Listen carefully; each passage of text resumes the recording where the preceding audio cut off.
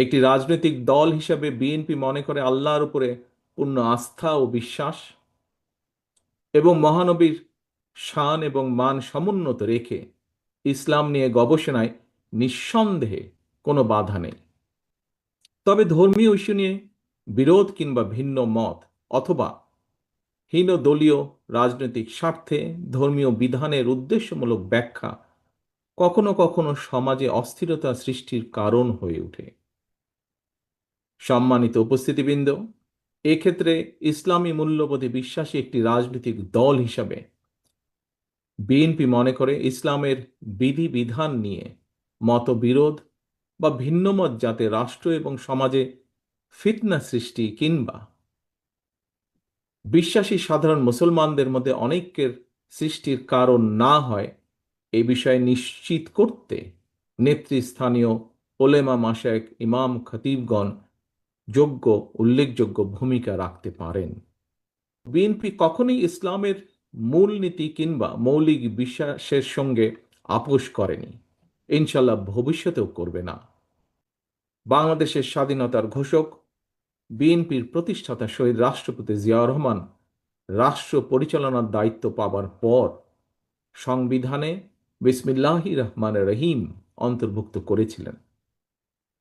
সংবিধানে সর্বশক্তিমান আল্লাহর উপরে আস্থা এবং বিশ্বাস অন্তর্ভুক্ত করেছিলেন। বর্তমানে সর্বশক্তিমান আল্লাহর উপরে আস্থা এবং বিশ্বাস কথাটি এভাবে রাখা হয়নি।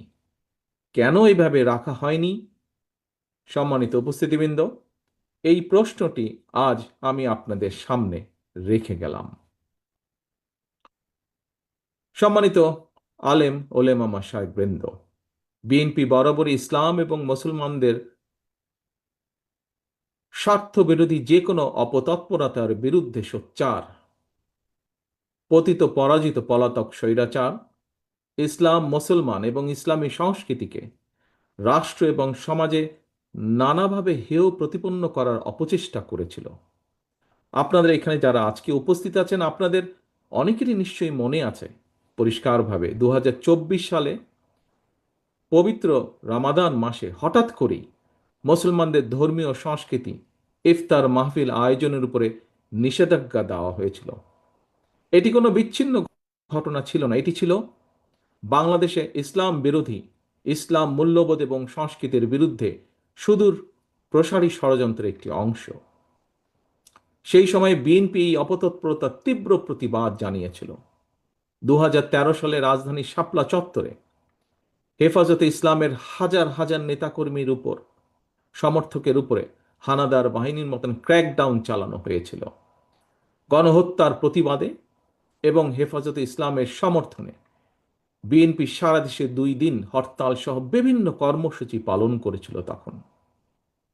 সম্মানিত উপস্থিতিবৃন্দ, যে কোনো পেশা কিংবা চাকরির ক্ষেত্রে সার্টিফিকেটের গুরুত্ব বিবেচনা করে কাওমি মাদ্রাসা শিক্ষার্থীদের সর্বোচ্চ ডিগ্রি দাওরে হাদিস অর্থাৎ তাকমিল সনদকে মাস্টার্স সমমানের স্বীকৃতি দেওয়ার উদ্যোগ 2006 সালে বেগম খালেদা জিয়ার সরকারের আমলেই নেওয়া হয়েছিল। সম্মানিত ইমাম এবং খতিবগণ, দেশে বর্তমানে কাওমি ও আলিয়া সরকারি, বেসরকারি কিংবা নিবন্ধিত বা অনিবন্ধিত সব মিলিয়ে বিভিন্ন পর্যায়ের 50,000-এরও বেশি মাদ্রাসা রয়েছে। এসব মাদ্রাসায় লক্ষ লক্ষ শিক্ষার্থী পড়াশোনা করছেন।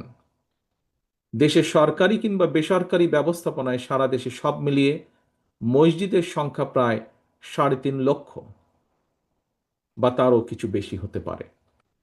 এই মসজিদগুলোতে কম বেশি প্রায় 17 লক্ষ ইমাম, খতিব, মুয়াজ্জিন ধর্মীয় দায়িত্ব পালন করছেন। লক্ষ লক্ষ মসজিদ, মাদ্রাসা, ইমাম, মুয়াজ্জিন, মাদ্রাসা শিক্ষার্থীকে রাষ্ট্রীয় অগ্রগতিমূলক কার্যক্রমের বাইরে রেখে দেশে কখনোই টেকসই উন্নয়ন করা সম্ভব নয়। এবং এই বাস্তবতা থেকে বিএনপি আগামী দিনের কর্মসূচিতে এ ব্যাপারে সুনির্দিষ্ট কর্মপরিকল্পনা গ্রহণ করেছে। সম্মিলিত ইমাম খতিব পরিষদের আজকের এই সম্মেলনে আপনারা আলেম ওলেমা ইমাম খতিব ও মুয়াজ্জিনদের স্বার্থ সংশ্লিষ্ট বেশ কয়েকটি দাবি উপস্থাপন করেছেন। আপনাদের উপস্থাপিত দাবিগুলোর বেশ কয়েকটি দাবি অগ্রাধিকার ভিত্তিতে পূরণ করার সব রকম সুযোগ রয়েছে বলে আমি মনে করি।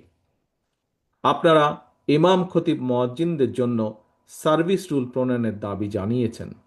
আপনাদের এই দাবিটি অত্যন্ত যৌক্তিক। অনেক মসজিদে মসজিদ কমিটির ইচ্ছা অনিচ্ছার উপরে ইমাম মুয়াজ্জিনের চাকরি নির্ভর করে। আমি মনে করি এটি হওয়া উচিত নয়, এটি হতে পারে না।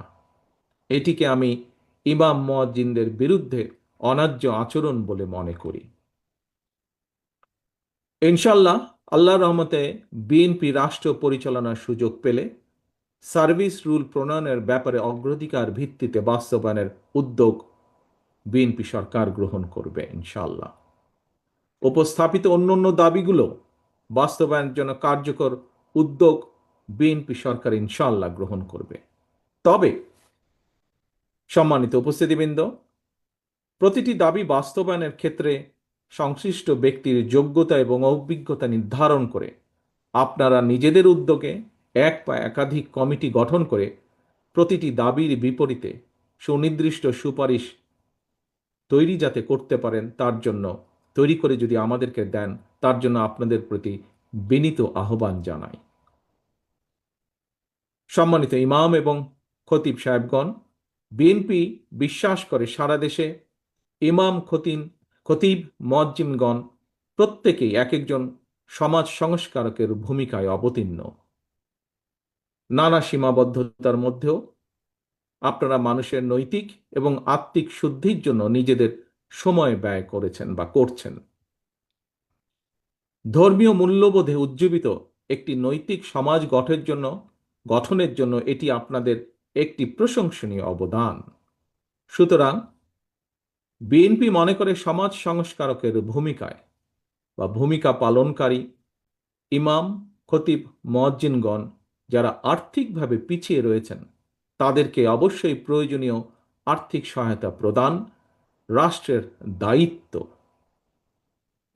এমন বাস্তবতায় ইমাম মুয়াজ্জিনদের মধ্যে যারা আর্থিক টানাপোড়েনে রয়েছেন তাদেরকে প্রতি মাসে রাষ্ট্রীয় তহবিল থেকে একটি নির্দিষ্ট পরিমাণ সম্মানী ভাতা দেবার ব্যাপারে বিএনপির একটি পরিকল্পনা রয়েছে।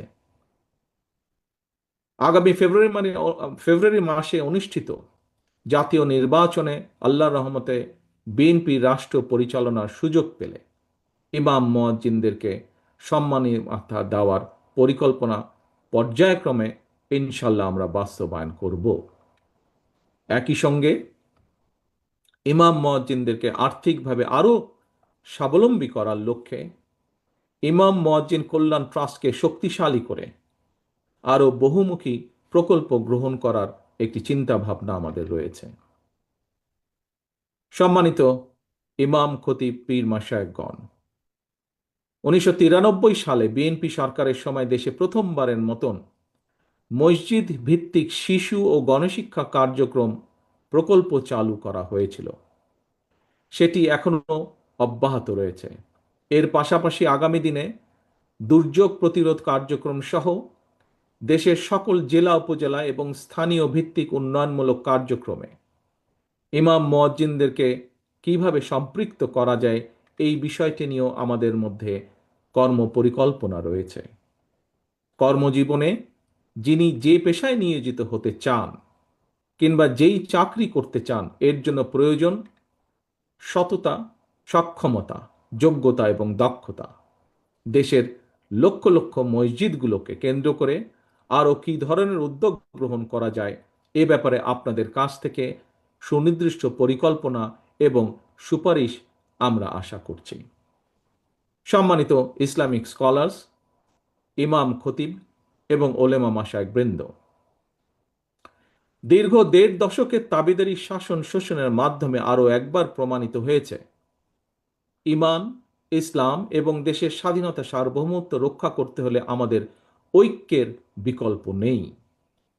সুতরাং দেশ এবং জনগণের স্বাধীনতা সুসংহত করার জন্য আগামী জাতীয় নির্বাচন অত্যন্ত গুরুত্বপূর্ণ এবং তাৎপর্যপূর্ণ। প্রিয় দেশ বরেণ্য সম্মানিত ওলেমা মাশায়েখগণ, একজন বিশ্বাসী মুসলমান হিসাবে এবার আমি আমার একটি প্রত্যাশার কথা আপনাদের সামনে ব্যক্ত করতে চাই। এখানে উপস্থিত আমরা সবাই জানি আহিলামে জালিয়াতের সময় আমাদের মহানবীকে যারা অপছন্দ করত, তারাও কিন্তু মহানবী সাল্লাল্লাহু সাল্লামকে ন্যায়পরায়ণ হিসাবে জানত, মানত এবং বিশ্বাস করত। মহানবীর ন্যায়পরায়ণতা নিয়ে মুসলমান, অমুসলমান, বিশ্বাসী, অবিশ্বাসী কারো মধ্যেই কোনো সংশয় ছিল না। মহানবীর সেই ন্যায়পরায়ণতার আদর্শ সমুন্নত রেখে রাষ্ট্র এবং সরকার পরিচালনায় বিএনপির মূল মন্ত্র হবে ইনশাল্লাহ ন্যায়পরায়ণতা। মহানবীর ন্যায়পরায়ণতার আদর্শে উজ্জীবিত একটি ইনসাফ ভিত্তিক বাংলাদেশ গড়ার লক্ষ্যে আগামী নির্বাচনে বিএনপি দেশের সকল সম্মানিত ইমাম, খতিব, মুয়াজ্জিন, আলেম ওলেমা, পীর মাশায়েখদের দোয়া এবং সমর্থন চায়। পরিশেষে আমি আপনাদের কাছে দোয়া চাই, আমার মায়ের জন্য দোয়া চাই, আমার দলের নেতা কর্মী সমর্থক এবং সর্বোপরি দেশবাসীর জন্য দোয়া চাই। দেশ এবং জনগণের কল্যাণে আল্লাহ যেন আমাকে এবং আমাদের দলকে প্রতিটি সৎ কর্ম বাস্তবায়নের সুযোগ দেন। এই জন্য আপনাদের দোয়া, সমর্থন এবং সহযোগিতা চাই। পরিশেষে এত সুন্দর একটি অনুষ্ঠান আয়োজনের জন্য আজকের অনুষ্ঠানের সভাপতি সহ আয়োজক বৃন্দকে, সম্মিলিত ইমাম খতিব পরিষদকে আন্তরিক ধন্যবাদ জানিয়ে আমার বক্তব্য শেষ করছি। আল্লাহ হাফেজ। বাংলাদেশ জিন্দাবাদ।